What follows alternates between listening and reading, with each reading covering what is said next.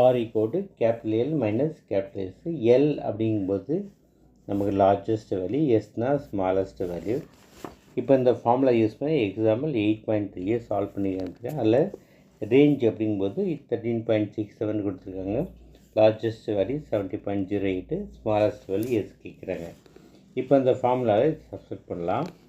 ரேஞ்சுக்கு பதிலாக 13.67 equal to எல்லுக்கு பதிலாக 70.08 மைனஸ் எஸ். இப்போ மைனஸ் எஸ்ஸை நம்ம லெஃப்ட் சைடில் கொண்டு வந்துடலாம்.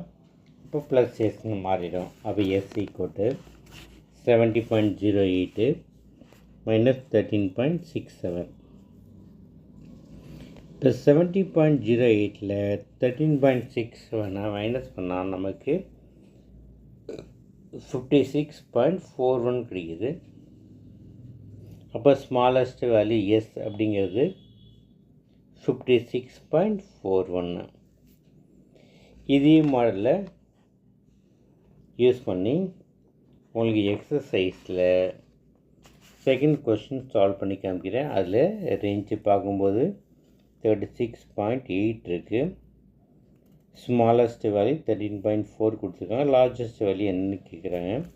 இப்போ இந்த ஃபார்முலாவில் ரேஞ்சுக்கு பதிலாக 36.8 கொடுக்குறேன்.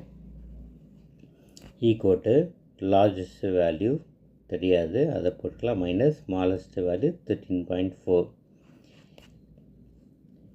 இப்போ மைனஸ் 13.4ங்கிறத லெஃப்ட் சைடில் கொண்டு வந்துடலாம். அப்போ 36.8 ப்ளஸ் 13.4 ஈக்குவல் டு எல். இப்போ 36.8ஐயும் 13.4ஐயும் ஆட் பண்ணலாம். ஆட் பண்ணும்போது நமக்கு